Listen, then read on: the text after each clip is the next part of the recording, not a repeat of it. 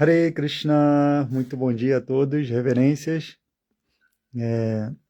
Aqui quem está falando é Govinda Gopal Das. É um prazer estar aqui do Ashram Rajabhumi, compartilhando com vocês esse estudo do Srimad Bhagavatam.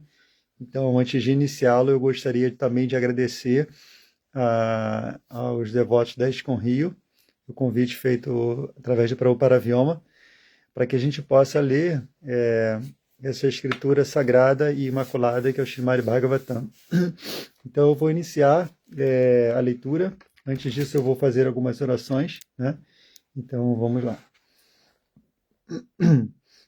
Om Namo Bhagavate Vaya, Om Namo Sudevaya, Om Namo Bhagavate Vasudevaya, Om Jnanatimirandasya Jnanam Jana Shalakaya Chakshuru Militam Jena Tasmai Shri Gurave Namaha. Namo Vishnupadaya Krishna Prishthaya Bhutale Shrimate Bhakti Vedanta Swami Niti Namine Namaste Saraswati Devi Gauravani Pracharine Nirvishesha Shunyavadi Paschatya Deshatarine.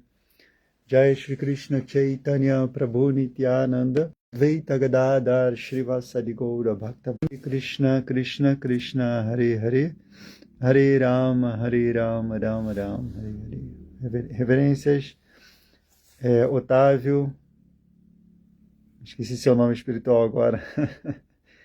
Se você quiser falar aí para que eu possa me purificar e lembrar também, né? Então, mais uma vez, gostaria de agradecer ao Prabhupada Vyoma pelo convite para que a gente possa dar continuidade a esse estudo, né, do Srimad Bhagavatam, canto 4, capítulo 2. Esse capítulo é intitulado A Maldição do Senhor Shiva, Daksha, né? Amaldiçoa Shiva. Então aqui vai iniciar assim, uma sequência de capítulos, né?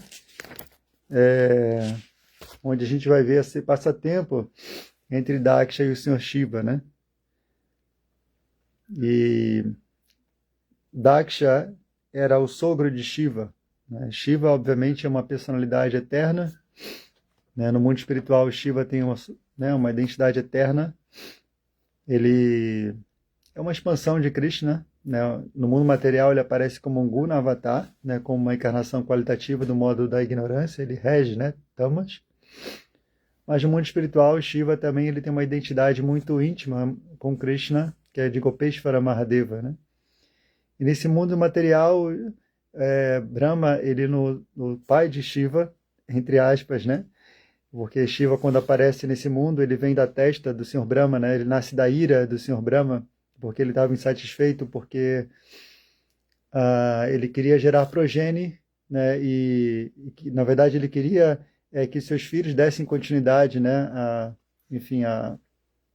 Gerassem progenie, mas eles não queriam permanecer como celibatários por toda a vida, que foram os Kumaras. Então Brahma fica insatisfeito e dessa insatisfação, dessa ira, nasce Rudra, né?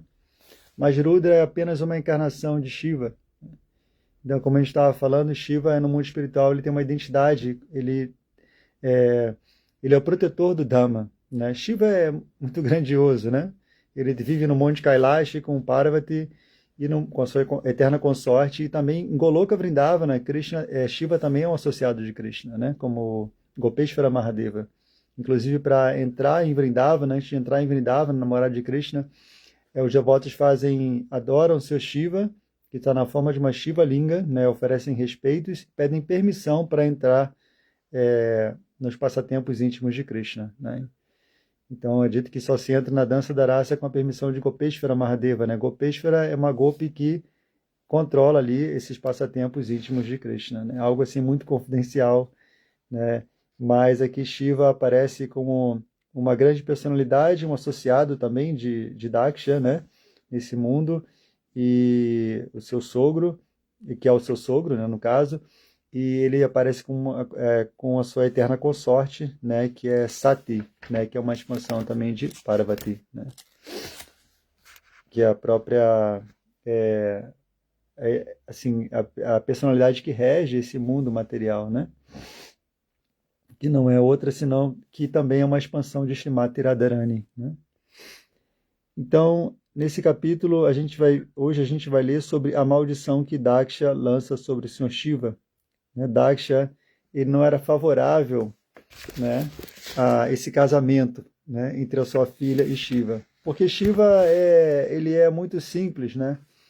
E ele anda assim meio desapegado, né? Ele tem uma aparência um pouco estranha e a gente vai ver um pouco aqui por que ele age assim, né? Não sei se o Prabhupada vai realmente comentar, mas ele anda com cinzas de crematório. Isso é porque esse comportamento de Shiva é o comportamento de uma pessoa, de um Paramahansa, né? De uma alma liberada, de uma pessoa que não está nem aí para o mundo material. Ela é uma pessoa indiferente, né? Para com as coisas desse mundo, né? Então é difícil muitas vezes de entender a personalidade de uma pessoa santa, o comportamento também de uma pessoa santa. Por isso que Srila Rupa Goswami diz que não devemos reparar a aparência externa, porque o devoto puro ele não se contamina, da mesma forma que o Ganges não se contamina, apesar de estar com aparentes sujeiras, né? Espuma, bolhas, lamas, etc. Mas o Ganges não se purifica, ele decanta, né? E ele é autopurificante. Então, da mesma forma, o Vaishnava, apesar de estar nesse mundo material, ele não está no mundo material, né? E por mais que ele tenha um nascimento inferior, um nascimento baixo, etc., ele não se contamina, né? Ele se purifica devido à sua constante lembrança nos pés de lótus do Senhor Krishna. Então, assim é o Senhor Shiva. Então, vamos ler o verso de hoje, é o verso 18, tá? Então, eu vou tentar fazer uma aula breve, porque eu tenho um compromisso, né, daqui a pouco. Eu não vou poder me estender muito, mas eu não pude deixar de aceitar esse convite, né, para a minha própria purificação. Então, o verso diz assim: Ayam tu deva yajna yajana indro pendra birbhava sahabhagam nalabhatam devair devaganadhamaha. Então, Ayam, ele merece os devidos respeitos a ele, né? Então, em termos de idade, Daksha ele era sênior, né? Era uma pessoa superior, num sentido, era o seu sogro, então ele deveria oferecer respeitos a Daksha. Apesar de que Shiva é uma grande personalidade, né? Obviamente, então é tudo uma questão de, de falso prestígio, né? É difícil saber quem é quem, né? Muitas vezes, porque a gente segue uma etiqueta, né? Obviamente, né? Devemos oferecer respeitos a personalidades mais velhas, né? Sêniores, mas quem é sênior, né? A gente nunca sabe, né? O exemplo de Shukadeva Goswami, ele tinha apenas 16 anos, e ele chegou numa assembleia onde tinham pessoas muito mais velhas do que ele. Então, naturalmente, eles eram sábios, eles podiam, através das feições corpóreas, das características físicas de Shukadeva Goswami, eles identificaram que Shukadeva Goswami era um Mahapurusha, uma grande personalidade, né? E por isso eles deram a Shukadeva Goswami um assento de honra. Imagina se no movimento Hare Krishna, quando eu falo Bhakta, é uma expressão que a gente usa para pessoas, né, que estão entrando no movimento, são novos, não são iniciados ainda, a gente chama de Bhakta fulano, né, Bhakta ciclano, né, porque Bhakta é devoto, né, então a gente já fala, essa pessoa é um devoto, né, mas ele ainda não é iniciado, né. Então, Shukadeva Goswami não era iniciado, só que ele já era uma grande personalidade, né. Então, imagina. Então a gente tem que tomar muito cuidado, nunca sabemos quem é quem, né? Então o Daksha, ele era mais influenciado por Rajaguna, paixão, estava identificado com sua posição e ele estava querendo ali, né, ser respeitado.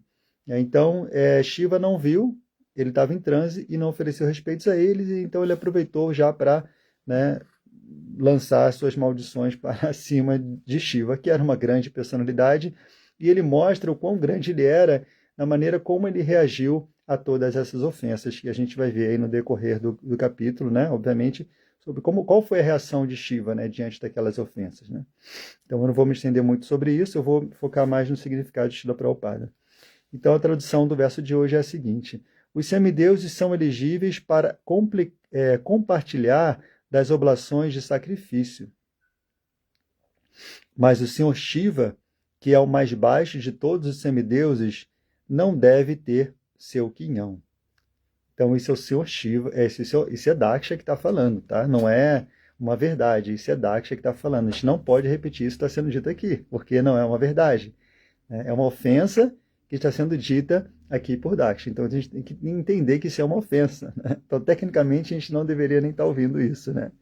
Mas, enfim, é um passatempo, a gente precisa ter discernimento para entender o que está sendo dito aqui. Então, eu vou repetir. Os semideuses são elegíveis para compartilhar das oblações de sacrifício, mas o Senhor Shiva, que é o mais baixo de todos os semideuses, não deve ter seu quinhão. Então, quem é que acha que o Senhor Shiva é o mais baixo de todos os semideuses? Por favor, comentem. O que vocês acham? Ojasvi, isso, Ojasvi, aquele que tem o servo daquele que é o possuidor de Ojas, né, de força, que é Krishna. Então, a Adelila Devidasi, ela comentou: Ô irmão, eu me lembro de você feliz ver minhas reverências. Oi, Adelila, estou triste agora, você acha? Falou que se lembra de mim feliz. Obrigado pela lembrança. Prabhupada Vyoma comentou também, reverências para Prabhu Hare Krishna. Então, o que vocês acham? Vocês acham que o Senhor Shiva é o mais baixo de todos os semideuses? Então, obviamente, eu já disse que não, né? Que isso aqui é apenas uma ofensa. Então, vamos ler o significado de Srila Prabhupada. Por causa dessa maldição, Shiva foi privado de seu quinhão nas oblações de sacrifícios védicos. Foi devido à maldição de Daksha, comenta Srila Vishwanath Chakravarti Thakur a este respeito, que o Senhor Shiva foi poupado da calamidade de participar de sacrifícios com os outros semideuses que eram todos materialistas. O Senhor Shiva é o maior devoto da Suprema Personalidade de Deus, e não fica bem para ele comer ou sentar-se com pessoas materialistas como os semideuses. Assim, a maldição de Daksha foi indiretamente uma bênção, pois Shiva não teria que comer ou sentar-se com outros semideuses, que eram demasiado materialistas. Há um exemplo prático disto, deixado para nós por Srila Gorakshora Das Babaji Maharaj, que costumava sentar-se ao lado de uma latrina para cantar Hare Krishna. Muitas pessoas materialistas costumavam vir molestá-lo, perturbando sua rotina diária de cantar. Assim, para evitar a companhia delas, ele costumava sentar-se ao lado de uma latrina, onde as pessoas materialistas não iriam devido à imundície e ao mau cheiro. Entretanto, Srila Gorakshora Das Babaji Maharaj era tão grandioso que foi escolhido como mestre espiritual por uma personalidade tão elevada como sua divina graça, ou Vishnupada Shri Srimad Bhaktisiddhanta Saraswati Goswami Maharaj. A conclusão é que o Senhor Shiva comportou-se à sua própria maneira para evitar pessoas materialistas que pudessem perturbá-lo no prosseguimento de seu serviço devocional. Eu vou ler novamente o verso. Os semideuses são elegíveis para compartilhar das oblações de sacrifício, mas o Senhor Shiva, que é o mais baixo de todos os semideuses, não deve ter o quinhão. Então aqui a gente vê, né, esse verso aqui do Srimad Bhagavatam, canto 4, capítulo 2, verso 18, ele é muito rico, porque à primeira vista parece, né, apenas uma maldição, né, de Daksha contra Shiva. No entanto, Srila Prabhupada, seguindo Srila Vishwanath Chakravarti Thakur, ele revela um princípio espiritual muito profundo por detrás disso, né? Que aquilo que parece uma derrota material pode ser uma grande proteção espiritual, né? Então, quando uma maldição se torna uma... E a gente vê que muitas vezes, né, na nossa vida, isso também acontece, né? Então, Daksha amaldiçoa Shiva dizendo que ele não receberá a sua parte no sacrifício de semideuses. E, materialmente, isso parece até uma humilhação, né? Imagina, né? Você não vai receber o quinhão, né, destinado aos semideuses no sacrifício. Ou seja, ser excluído de uma cerimônia importante significa uma perda de honra, né? Prestígio, reconhecimento, né? Para aqueles que estão apegados a isso, né? Mas uma personalidade como o Senhor Shiva, ele tem plena compreensão que Krishna é o desfrutador, né, de todos os sacrifícios. Ele é o Bhoktaram Yagnatapasan e austeridades, né? Sarvaloka Maheshwaram, né? Ele é Maheshwara, né? Às vezes chamam Shiva de Maheshwara, né? Mahesha. Mas quem é o verdadeiro controlador? O grande controlador é Krishna. Bhoktaram Yagnatapasam Sarvaloka Maheshwaram. Ele é o Senhor de todos os planetas, né? E ele é o Suhridam Sarvabhutanam. Ele é o benfeitor e bem-querente de todas as entidades vivas. E Shiva, ele é o maior dos Vaishnavas, portanto, ele não está apegado a nenhum resultado de sacrifício. Nenhuma oferenda, nenhum semideus, na verdade, deveria estar apegado, porque essa oferenda destina-se, em última instância, para Krishna. Porque é Krishna que, em última análise, como a super-alma, né, como o permissor, o supervisor, aquele que está no coração de todos, é ele quem vai outorgar, em última instância, o resultado daquele sacrifício. E o Sr. Shiva era uma personalidade liberada. Imagina, ele é dito no Bhagavatam que ele é o maior dos Vaishnavas, né?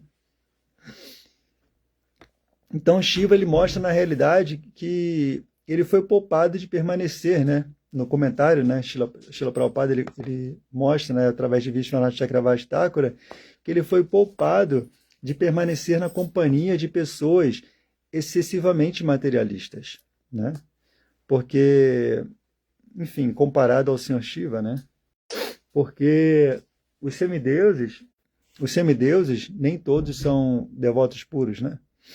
Porque eles ainda têm um certo desejo, né, de controlar, né, de desfrutar, Ishvara Bhava, aquele desejo de controlar, portanto, eles ainda são tingidos em algum grau por rádias, né, pelo modo da paixão, né? Porque é uma posição que envolve muito controle, muito poder, né? Imagina, é algo que é inconcebível para a gente, né, que controla coisas pequenas nesse mundo, né? Então, o que parecia uma perda, né, para Shiva se tornou um ganho espiritual, né? Ou seja, evitar a associação de pessoas excessivamente materialistas.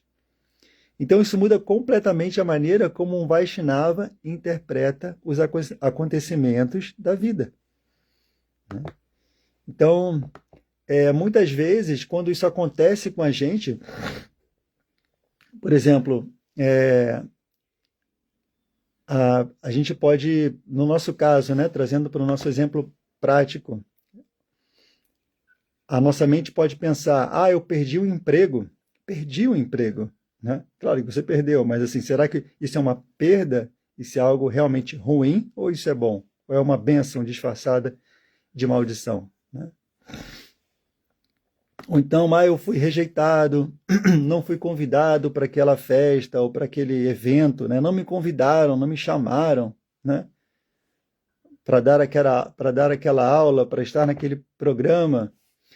Então, o meu projeto fracassou, não deu certo, né? Imagina, não fui chamado para aquela vaga, né, que eu estava tanto tentando ser contratado, não fui chamado para aquele emprego. Então, as portas se fecharam, as portas estão se fechando para mim, né? Então, o que a gente pensa com isso? Uma pessoa materialista, muitas vezes nós pensamos, né, fui rejeitado, né, fui abandonado. Srila Prabhupada, um outro exemplo, né, que me veio em mente quando eu estava lendo esse significado, é que Srila Prabhupada, ele tinha uma família, né? E a família o rejeitou, basicamente, quando ele não tinha mais dinheiro. Eu ia até pegar uns versos, né, de Srila Prabhupada, acabei me esquecendo, de um livro dele chamado Vrindavana Bhajans, né? Quando ele... Deixa eu ver se eu acho aqui facilmente. Acho que não. Esse livro aqui é muito bom. Não sei se eu vou achar, tem muito tempo que eu não leio ele, mas eu me lembrei dessas orações de Srila Prabhupada, que logo que ele...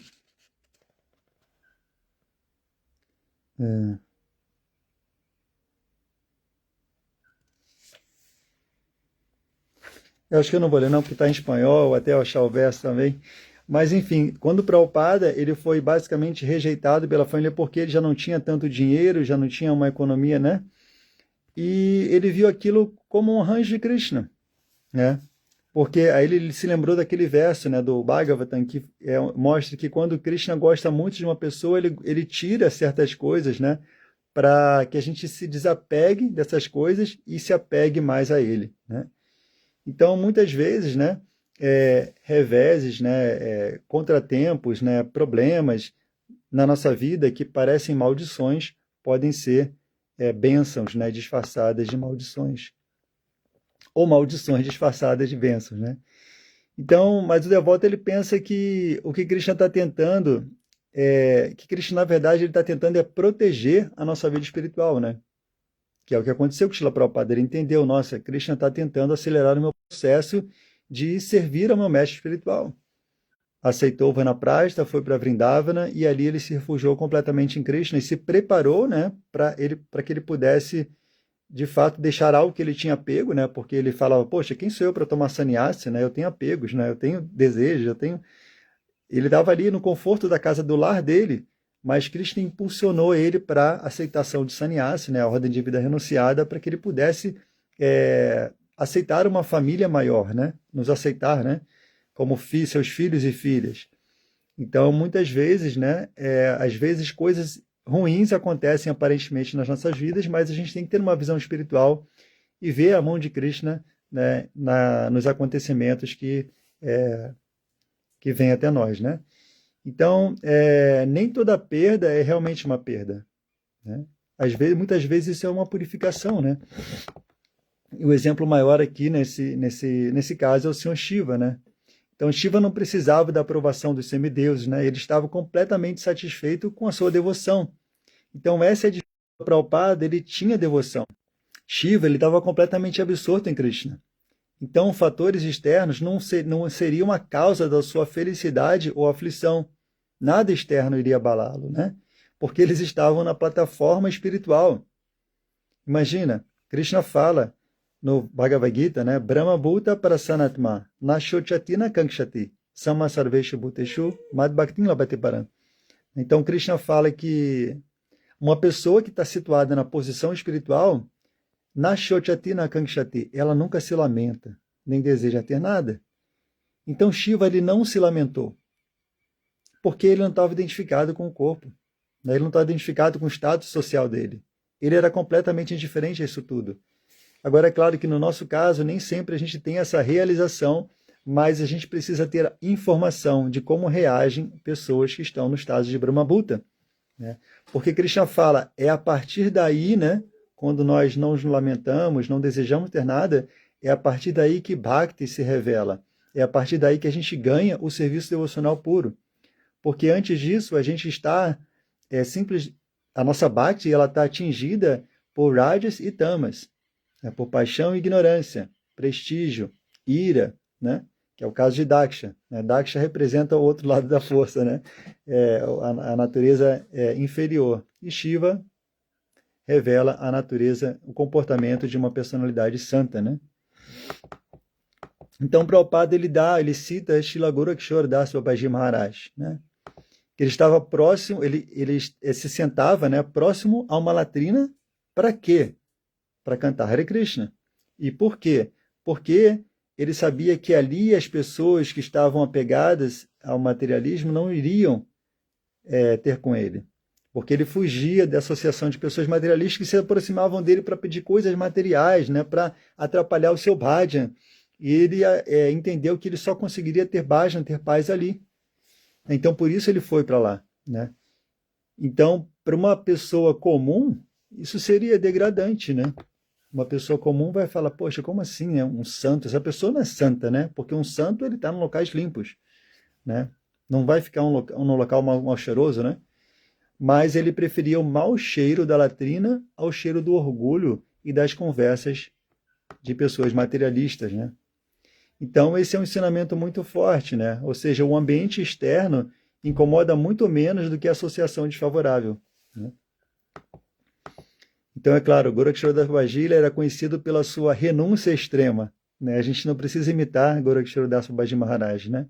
E sim seguir seus passos. Não dá para imitar essas personalidades, nem Sr. Shiva, nem Dhruva Maharaj, nem Gorakshora Das Babaji Maharaj.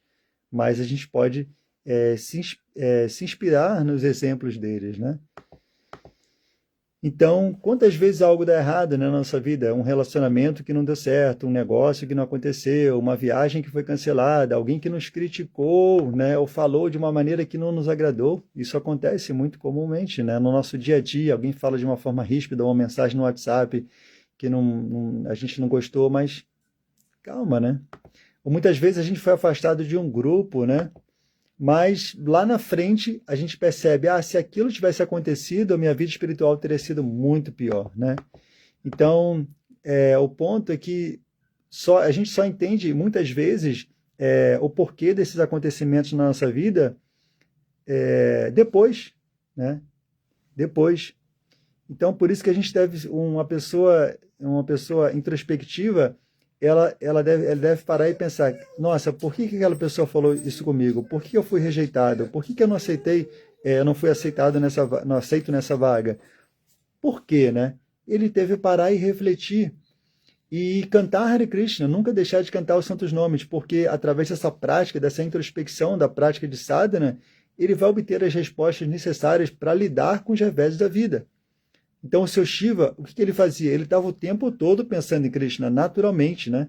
No nosso caso, a gente não está espontaneamente pensando em Krishna 24 horas, mas a gente precisa ter sadhana, ou seja, uma introspecção necessária para que a gente possa entender, se conectar com Krishna, para que a gente possa entender por que isso está acontecendo na minha vida, né? Por que isso? Será que isso é uma maldição? E às vezes o nosso próprio nascimento, né, o que a gente gostaria de ter, né, eu gostaria de ser diferente, eu gostaria de ter, sei lá, ser uma pessoa diferente, uma pessoa mais bonita, não sei, seja o que for. Imagina, Nala Kuvari e Manigriva, né? Me lembrei também do exemplo de Nala Kuvari e Manigriva, que eram dois semideuses que estavam no mundo, nos planetas celestiais, embriagados, né? E embriagados, eram filhos de Kuvera, né, um grande semideus, e eles perderam a linha, se embriagaram, né, saíram com mulheres de forma ilícita, e estavam nus. E Narada Muni viu aquilo e simplesmente amaldiçoou essas duas personalidades. E qual foi a maldição? Nascer como árvores no mundo material. Imagina, você nascer como árvore.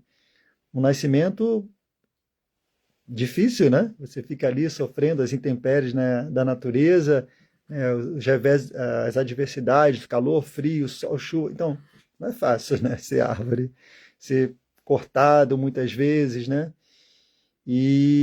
Mas eles nasceram como árvore no quintal de Nanda Maharaj e Yashoda. E, portanto, quando Krishna nasceu, eles já estavam ali como árvores frondosas, e Krishna engatinhou, amarrado ao pilão de madeira, passo a passo, depois, e ele passou entre as duas árvores e o pilão ficou preso entre as duas árvores, e essas árvores caíram no chão. Então, quando essas árvores caíram no chão, eles foram liberados, né, daquele corpo de árvores e assumiram novamente suas formas de semideuses, mas com uma outra consciência, ou seja, purificados dos seus desejos materiais, e porque viram Krishna face a face, obviamente, e ficaram em Vrindavana, né, nasceram em Vrindavana, eram Vrajavasis, praticamente, certamente eles alcançaram a perfeição. Então, é isso, né? Às vezes a gente nasce como árvores nesse mundo material, mas se forem árvores conscientes de Krishna, né, tá tudo bem, né? Então não importa, né, se a gente é feio ou seja lá o que for, né? Cada um tem a sua cruz para carregar, mas o ponto é que a gente se lembrou de Krishna. O ponto é que a gente chegou até aqui. Isso é muito raro. Krishna fala que dentre muitas e milhares de pessoas, talvez haja uma que se esforce para obter a perfeição. E dentre aquelas que alcançaram a perfeição, é difícil encontrar uma que o conheça de verdade. Então imagina, a gente está tendo a oportunidade de ler o Bhagavatam, que é o próprio Krishna, a encarnação sonora de Krishna. Então quem está tendo essa oportunidade? Agora, será que se a gente tivesse satisfeito todos os nossos desejos materialmente falando, do jeito que a gente queria, nós estaríamos hoje aqui reunidos lendo ouvindo o Srimad Bhagavatam? Certamente não, né? Então, muitas vezes, Krishna escreve certo por linhas tortas, né? Então, tem um verso no Bhagavatam, né, muito conhecido, Tate num kampansu samikshamano, né? E esse verso fala, né, que o devoto vê até mesmo o sofrimento como uma misericórdia do Senhor, né? Então, não porque o sofrimento é algo agradável, o devoto desfruta, né, de sofrer, não é isso. Mas porque Krishna o utiliza, né, utiliza esse sofrimento para remover as falsas dependências, né, que o devoto tem nesse mundo e aproximá-lo mais de Krishna, né? Aproximar, né, de Krishna, né, internamente, né? Então, uma reflexão prática que eu queria trazer para vocês, né, aqui, qual foi a decepção, se vocês quiserem compartilhar, né, fiquem, obviamente, qual foi a maior decepção da vida de vocês, né? Qual foi a maior decepção que vocês tiveram na vida de vocês? Sim, um abandono, né, uma rejeição. Se não quiserem compartilhar, não precisam compartilhar. Mas pensem, né, qual foi a maior decepção da vida de vocês? Então, é isso, né? E, e aí a pergunta seguinte, né, se hoje vocês conseguem enxergar alguma bênção escondida nessa maldição, né? Nessa bênção. Ou também poderia perguntar qual é a maior maldição que vocês sofreram em suas vidas, né? E se hoje vocês conseguem enxergar alguma bênção nela.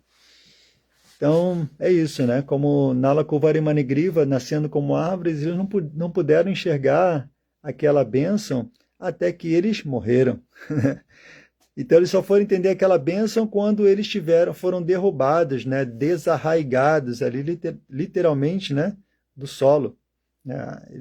As árvores caíram, né? Com as raízes para fora e eles saíram daquele corpo, né? E alcançaram, e viram Krishna face a face, né? Na sua forma de semideus. Então, muitas vezes a gente não vai compreender agora nessa vida, né? Nesse corpo, né? Muitas vezes a gente ainda vai compreender muita coisa, a gente vai compreender só lá na frente e vai agradecer só lá na frente. Então, uma prática muito muito saudável, né, que a gente precisa ter é que, em vez de um antídoto, inclusive, né, a gente citou o verso na Shotyati, na Kankshati, né, do Bhagavad Gita, nunca se lamente, o sábio, né, o Brahmabhuta, aquele que está suado na plataforma espiritual, ele não se lamenta, nem deseja ter nada. Então, um antídoto contra a lamentação é a gratidão.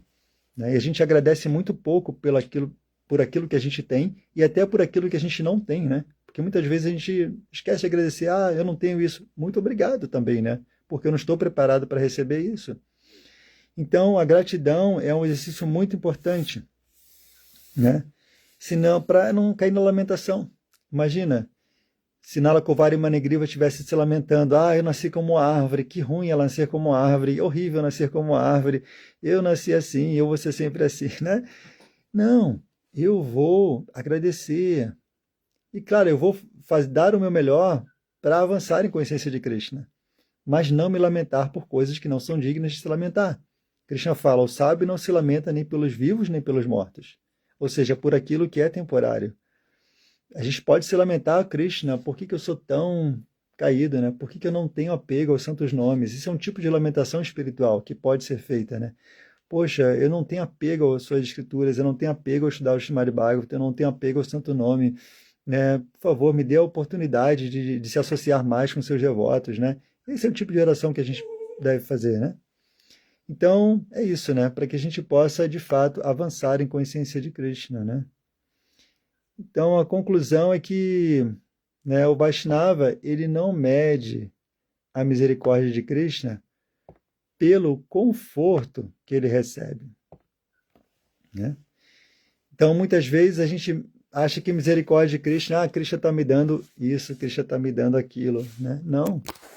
Né? Às vezes Krishna dá aquilo que queremos, de fato, né? Muitas vezes Krishna reciproca, né? Dhruva Maharaj recebeu um reino maior do que do seu bisavô, né? Ele fez austeridade para isso, ele meditou em Krishna, né? É o exemplo de uma pessoa que busca Krishna por riqueza e Krishna deu riqueza para ele, né? Então, às vezes Krishna dá, mas depois Krishna também deu uma sacudida nele, né? Quando ele voltou para o reino, ele passou por alguns apertos. Então, às vezes, Krishna dá aquilo que queremos, mas às vezes Krishna ele tira aquilo que queremos, que foi o caso de Prabhupada, né? Ele tirou a família. Shiva tirou o quinhão no sacrifício. Só que como Shiva não era materialista, ele não estava pegado a isso. Ele compreendia, obviamente, né, que Krishna era o desfrutador daquele sacrifício. Então, nas duas situações, né, o objetivo é o mesmo, né, conduzir a alma de volta a Krishna, a ele, né? Então, no caso, o serviço a Krishna é tão interessante que, por servir a Krishna, é diferente de você adorar aos semideuses, né? Porque Krishna vai dar aquilo, ele vai satisfazer os nossos desejos mas na medida em que esses desejos que ele vai satisfazendo, ele vai satisfazer se aquele desejo não vai nos afastar dele. Né? Então, o Bhagavatam fala, Sarva Kama Kamova Moksha, seja com desejos, seja, né, se você for uma pessoa cheia de desejos, Sarva Kama, adore Krishna. Moksha Kama, se você não tem desejos, ou seja, se você tem a Kama, né? Se você não tem desejos, Sarva Kama, que é o caso do devoto, né? A Kama, uma pessoa que é um Niskama Bhakta, né? Se você não tem desejos, adore Krishna. Sarva Kama, se você tem desejos, adore Krishna, materiais, né? Se você tem desejo de liberação, nesses 3 casos, não poupe esforços para praticar Tivrena Bhakti, né? Ou seja, Bhakti com determinação, né? Drida Vrata, né? Cumprindo com seus votos. É o que as escrituras falam, né? Então, por quê? Porque à medida que a gente adora Krishna regularmente, né? De maneira, como se diz, intensa, né? Com intensidade, Krishna vai satisfazer nossos desejos. Mas se esse desejo não nos afastar dele. Então, no caso de Dhruva Maharaj obteve aquilo que ele queria, mas qual foi o reino que ele ganhou? Swetadvipa, a morada de Krishna. Então, é lá que ele vive, um associado de Krishna no mundo espiritual. Então, é isso, né? Como os devotos costumam dizer, né? Geralmente, os devotos dizem que quando Krishna tira algo, né, da gente, é porque ele deseja dar algo maior, né? Então, quando Krishna tira algo, quando Krishna tirou de Shiva, aquele quião do sacrifício, é porque ele queria trabalhar em Shiva ainda mais apego a ele, né? Então, a gente precisa refletir, né? O que Krishna quando ele está tirando algo de mim, qual é a lição, qual é o ensinamento que eu preciso tirar daqui, né? Ou seja, muitas vezes, quando Krishna tira algo da gente, geralmente é porque ele deseja que a gente exercite mais dependência dele, mais humildade, mais desapego e uma devoção mais profunda, né? Ou seja, mais apego aos santos nomes, né? Então, essa é a conclusão, né? Eu acho que a gente pode tirar desse ensinamento, né? Que é muito claro, é muito prático. E o Bhagavatam é isso. O que me encanta no Bhagavatam é que ele, de fato, é cheio de histórias, mas não são histórias assim simplesmente para entreter a nossa mente. Entreter. Enfim, desculpa, agora eu me perdi nessa palavra. Mas não é simplesmente para distrair a nossa mente. Historinha. Não. São histórias. E outro dia um devoto comentou, né, que o Aravinda, ele comentou que a gente precisa encontrar o nosso avatar dentro do Srimad Bhagavatam. Então, o Bhagavatam, ele tem diferentes níveis de devotos, que a gente pode identificar, poxa, eu estou sendo como Daksha, né, nessa situação, ou eu estou sendo como Shiva? Né? Então, essa é a escolha que a gente tem, né? A gente tem sempre 2 escolhas, ou servir a Krishna, ou servir a Maya, né? Então, ou ser consciente de Krishna, ou não ser consciente de Krishna. Então, o Bhagavatam mostra esses exemplos para que a gente possa ver como agir diante das situações através do comportamento dessas personalidades santas. Como o Yudhishthira Maharaj reagiu, né, diante de tantas tentativas, né, de tantas tentativas que Dhritarashtra teve de matar a ele mesmo, a sua família, sua mãe, seus irmãos. Como ele reagiu para com o Dhritarashtra depois que todos morreram, ele cuidou de Dhritarashtra, né? Ele cuidou de Dhritarashtra, seu tio cego, que tentou matá-lo juntamente com seu filho Duryodhana, né? Então, é impressionante, né? Como essas personalidades santas reagem diante das situações, dos reveses, né, da vida. Então, realmente, o Bhagavatam, ele precisa não apenas ser lido, mas ele precisa ser introduzido no nosso cotidiano. A gente precisa entender como eu posso, sabe? É uma referência, a maior referência que a gente tem. A gente nesse mundo, como o Bhagavatam diz, né? Ele está predestinado a causar uma revolução na sociedade ímpia, né? Uma sociedade que carece de orientação, né? De referência. Então, para mim, assim, o Bhagavatam é a maior referência, né? Apesar de eu não ser um profundo conhecedor estudioso de Srimad Bhagavatam, espero um dia, né, me debruçar mais a fundo, né, nessa literatura, mas o pouco que eu absorvi do Srimad Bhagavatam assim, as histórias do Srimad Bhagavatam que eu, assim, realmente acessei, me marcaram muito, né? Como exemplo de Yudhishthira Maharaj, né? A tolerância, a capacidade de perdoar. É claro que eu não desenvolvi essas qualidades, mas são referências que a gente tem na nossa mente, né? Ou seja, são aspirações que a gente queria, poxa, um dia eu quero ser como Yudhishthira Maharaj. E a gente tem uma referência de saber o que é o certo, qual é o caminho certo, qual é o comportamento certo, qual é o comportamento errado, né? Então isso faz toda a diferença para a gente, porque nós não tivemos boas referências na nossa vida muitas vezes, né? Grandes referências assim, de personalidades santas, mas o Bhagavatam traz essas referências para dentro da nossa casa, né? O Bhagavatam tem que estar dentro da nossa casa. A gente precisa ter a coleção do Srimad Bhagavatam e ler essa coleção do Srimad Bhagavatam. Isso deve ser a meta da nossa vida, né? Estudar os livros de Srila Prabhupada, tê-los na nossa casa, estudar esses livros e compartilhar esse conhecimento com o mundo. Então esse é o serviço, né, que Srila Prabhupada fez para o mundo e é o serviço também que ele legou a cada um de nós, né, seus seguidores. Então, muito obrigado a todos pela participação. Eu vou ver os comentários de vocês, ver se tem alguma pergunta, algum comentário. Então, o Jossui, ele comentou aqui, como diz o ditado, nada é por acaso.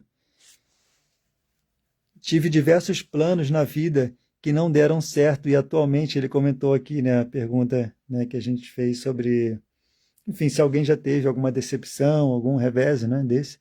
Ele falou que teve vários planos, né, na vida que não deram certo e atualmente eu vejo que foi proteção divina que me permitiu viver, amadurecer e chegar aqui hoje, com a bênção de me associar com devotos puros. É verdade. Viu, né? Porque muitas vezes a gente não enxerga, né? E só vai enxergar muito, muito tarde, né? Então a gente precisa ver. Se a gente lê o Bhagavatam, a gente vai sofrer menos. Se a gente lê o Bhagavatam, a gente sofre menos.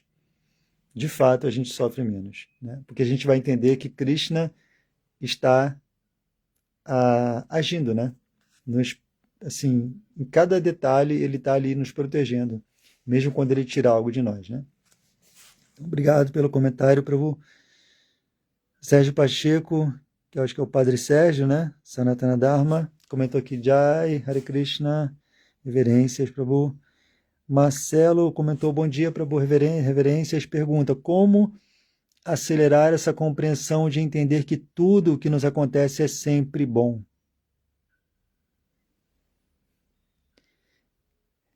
Tem esse ditado, né, de que tudo que Deus faz é bom. Mas é isso, Marcelo, eu acho que o único meio, né, de acelerar essa compreensão é cantar os santos nomes, né, diariamente, cantar a japa. Mesmo que a nossa mente não queira cantar, a gente precisa se refugiar nos santos nomes, né, porque é energia interna, né, os santos nomes de Krishna, ele tem a mesma natureza de Vaikunta. Prabhupada comenta isso no Chaitanya Charitamrita. E Vaikunta é o local onde não existe ansiedade. Então, por que a gente está em ansiedade? Porque a gente está identificado com o corpo, né? A gente está ou se lamentando por algo que não aconteceu no passado, ou desejando algo que algo aconteça no futuro. Mas a gente nunca está no presente. Então, ou quase nunca, né? Ou poucas vezes. Então, o Cantar dos Santos Nomes, ele nos traz para a realidade espiritual, nos conecta com Krishna, nos conecta, é uma relação muito íntima, de alma para alma, de alma diminuta para alma suprema, de alma infinita, de Vibhu para Anu, né? De Anu para Vibhu, né? Ou seja, do infinitesimal para o infinito. Então, é essa conexão que a gente precisa buscar diariamente. Por mais que seja difícil, né? Claro, às vezes, poxa, não estou conseguindo, tá difícil. Eu sei que é difícil, né? Não é fácil para ninguém você manter o seu voto, de cantar 16 votos de japa, qualquer que seja o voto, não é fácil, mas é uma bênção, né? O cantar dos santos nomes, ele é uma bênção, é a maior bênção, né? Ele espalha os raios da lua da bênção, né? Então é o maior, assim, a maior compreensão. Eu acho que não tem outro jeito, né? Krishna fala, para aqueles que estão constantemente devotados a me servir com amor, eu dou a compreensão. Então essa compreensão vem de dentro, vem de Krishna. E a gente precisa também orar, né? Uma outra coisa que a gente precisa fazer é orar para Krishna, para que a gente possa entender, antes de agir de forma impulsiva, antes de se lamentar, né, de se revoltar com a situação, mas a gente precisa buscar essa introspecção. E o Mahamantra, ele é uma oração em si, né? Ó Krishna, por favor, me ocupe em seu serviço, né? Ocupe meus pensamentos, palavras, seu serviço, né? Pada aqui, já.